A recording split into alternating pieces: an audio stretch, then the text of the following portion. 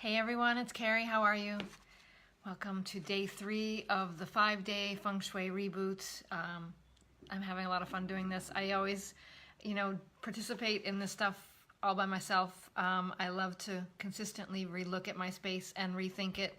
And all these little challenges like this that I do with you, I'm actually doing on my own as well. So day number 3, I just want to take a minute to introduce myself for those of you who have jumped on board in the last day or two and who may not know who I am. My name is Carrie Miller. I'm the founder of Feng Shui Pathways and author of the book Feels Better, Flows Better, Feng Shui for Inspired Living. I work with people that understand that their surroundings have an impact on them, but they aren't necessarily sure how to create a space that is energetically balanced. And so using Feng Shui and lots of different techniques like Bagua maps and 5 elements and other things, we create a space, hi Carol, how are you, that is warm and welcoming, that people really enjoy being in, and that really is energizing and uplifting instead of distracting or depleting. I really believe that your environment can be a source of kind of an energy suck if you're not paying attention to how the energy is flowing through your space. It can also be a great inspiration and source of energy for you if you have put things into place already. So today's prompt was all about bedrooms. This 5-day Feng Shui reboot that we're doing, we're talking about some different steps you can take and spaces that you can focus on in your home and kind of rethink a little bit. Bedrooms I always talk about, and it's really, I'm doing it really as the second physical space we're talking about on purpose. It's always one of the top 3 spaces that I recommend. Hi Pamela, how are you? It's always one of the top 3 spaces that I recommend focusing on. If you do not have the time or the energy or the know-how to really focus on the feng shui of your whole house, then definitely the front door, which we talked about yesterday, and the bedroom, which we're talking about today, are 2 really powerful areas to focus on. So, and I see this room all the time. I do lots of tours of people's homes, and I get so much information when I see the bedroom. So it really gives me a sense of what's really important or really getting people's attention by looking at the bedroom. So, bedrooms ideally are really spaces that are set up for rest and rejuvenation and romantic connection with your partner. That should really be the focus of the bedroom. There's plenty of other active places in your home, living rooms where people come together and connect with one another socially. There's, sometimes there's playrooms, there's kitchens which are really active. There's got to be one space in the house that you can go that is calm and quiet and restful and encourages you to disconnect from all of that other activity. And I usually see that that's not happening in most people's bedrooms. There'll either be lots of unfinished chores in the bedroom. There'll be loads of laundry stacked up. There will be piles of clutter that haven't been dealt with. Exercise equipment, work, reading and books, tons, like stacks of books.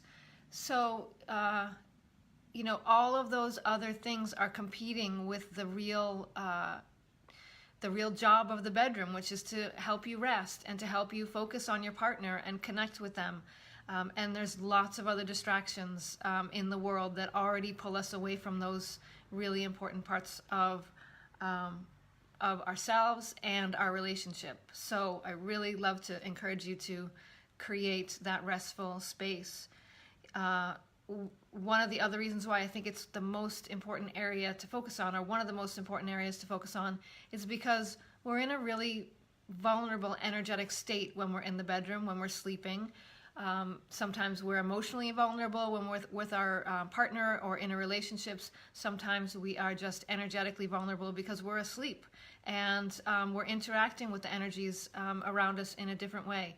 And we're in the bedroom for a tremendous amount of time. So, really 1/3 of your life is spent in the bedroom. So the energy of that room is really having a big, big impact on you and your well-being and how you're feeling. And just to think about it, if you have, if you're not sleeping well, because the energies aren't supporting sleep, then you're not feeling well the next day. You don't have the energy to put into any of the other parts of your life. So it's very easy when you're not getting good sleep for your relationship to suffer, for your family life to suffer, your finances, your job, your health. So, hi Jennifer, how are you? So, you know, it goes south very quickly if you're not getting good energy while you're sleeping in your bedroom. And the same thing is true in a relationship. If you are not, you know, giving your attention to your partner and your relationship and creating time and space for you guys to reconnect and come together, then the relationship suffers. And when you're in that emotional rut of a relationship, that plays into all the other areas of your life too, and your family life can suffer, and your work, and you're not as focused on, you know, your health and other areas. So this is a really important space, in my opinion. So, you know, in my mind, it's not so important that your bedroom look like a magazine cover and be completely zen and restful, but it really needs to be an energetically sound place so that you can get a good night's sleep, you can eliminate the distractions of the outside world so that you can sleep and reconnect with your partner. I go into lots of bedrooms. I can tell right away what's going on in the relationship, what's important, what's not important, what the focus is on. Sometimes what, you know, for single people, sometimes I can tell immediately what they're afraid of, what they're afraid of attracting into their life and why they're not able to bring a relationship on board. So it's really telling what's going on in the bedroom. A lot of times I go into, you know, I'll go through a whole house of a family, and the house is really nicely done, and the children's rooms are done, you know, to the nines. They're beautiful. And then I walk into the parents' bedroom, and it is completely stark, and it's got, you know, contractor grade paint on the walls. There's no artwork. It's cluttered and really not feeling loved. And that to me is a clear sign that there's not a lot of energy being put into the relationship, that everybody's focusing on everybody else in the home and every other space in the home. So, you know, that's a telling sign. I've gone into, even just last week, I did a consultation with a woman who is looking to attract a loving partner. And I could see where she set up patterns in her space where there's always something coming between her and whoever it is that she's trying to connect with. So it's a very subtle space, a lot of subtle energetic stuff that goes on in the bedroom, but it's a powerful place. So really paying attention to making sure that you're sending the right message out about what you want to create and what's important to you, and giving yourself time for your own relaxation, connecting with yourself, getting quiet, and time to get some good rest and rejuvenate yourself, and also time to connect with a romantic partner so that you guys can have a strong foundation to support whatever else is going on in life. Hi Judith, how are you? Yeah, so the bedroom, really important part of it. You know, take a look through your bedroom today. Notice what's going on. Notice what is supporting good sleep, supporting romance, supporting passion. So here's one other thought about the bedroom. This, you know, there's lots of public areas in your home where, you know, company comes in and they're invited and they're welcome to see. But the bedroom is that one space where it's really a private space. And, you know, very rarely should a, you know, guests or company be invited into the sleeping space. So it's really a private space, and it's really a space where you can show your true self, show your true loves, show your true passions. And so it is a private space. It's okay to, you know, have some really passionate artwork in that space, or really risque colors or fabrics, things that really bring out whatever it is that you want to share in your relationship, or things that really help you connect to your own, to loving yourself in a particular way. So, you know, go take a look in your bedroom and see, you know, is it supporting a restful space? Is it supporting a passionate, healthy relationship? Is it supporting time to rejuvenate?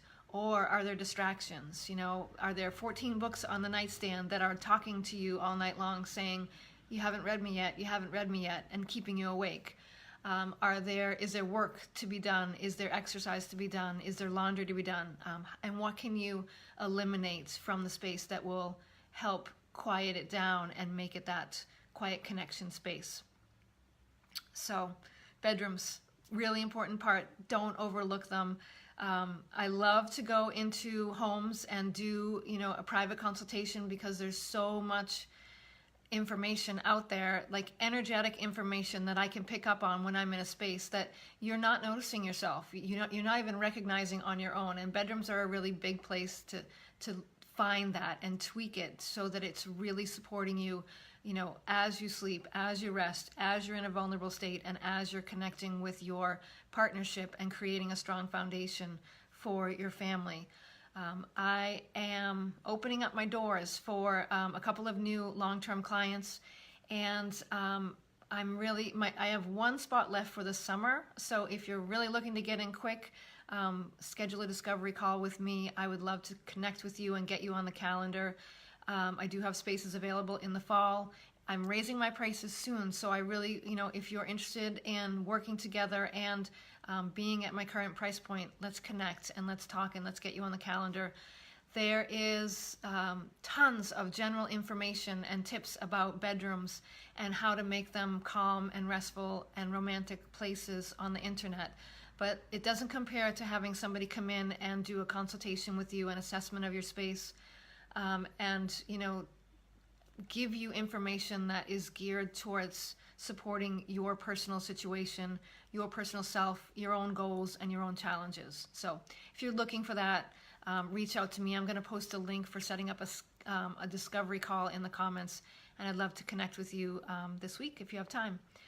Thanks, everyone. I'm going to be back tomorrow with prompt number 4, and more great stuff to learn about your house and what to focus on for a really quick Feng Shui refresher, energetic reboot of your space. Okay, I'll see you again tomorrow. Take care. Bye.